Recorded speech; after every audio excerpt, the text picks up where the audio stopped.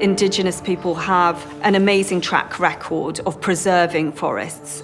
But Indigenous peoples' land rights are under threat, and the implications for climate change are huge. Corporations are driving the climate crisis, but are not being held accountable, and people on the front line who are actually protecting the forests are worst affected. By tracking acts of violence against land and environmental defenders, we can hold corporate power to account and protect Indigenous lands that are crucial in the fight against climate change. As the world moves to tackle the climate crisis, land environmental activists need to be present and heard. To solve the world's most pressing problems, we need to trust those closest to the challenge. These are the solutions that make our world a better place for everyone. This is Rethinking Possible. A land and environmental defender is anybody that takes peaceful action to protect the environment. The work that they do, as powerful as it is, can be undone if protection isn't at the forefront. What we see far too often is business interests coming in, illegally invading those lands, Indigenous people essentially being chased off, sometimes extremely violently, and that forest is then lost.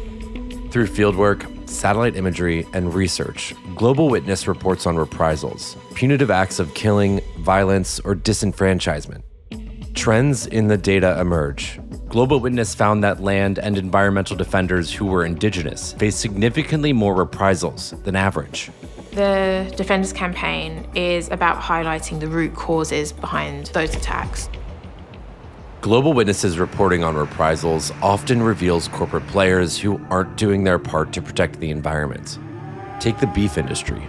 It's an industry that is dominated by a few massive players. We do a lot of work on a company called JBS. It's the biggest meat company on the planet.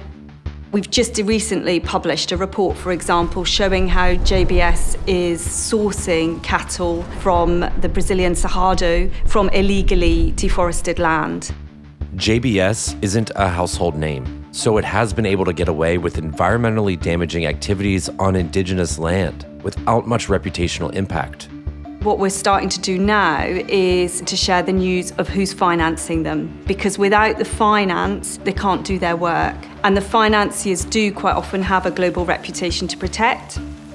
We want to really challenge the likes of Barclays to say, why are you underwriting a new bond for JBS when time and time again, we've been showing that they're a deforesting company with serious human rights implications.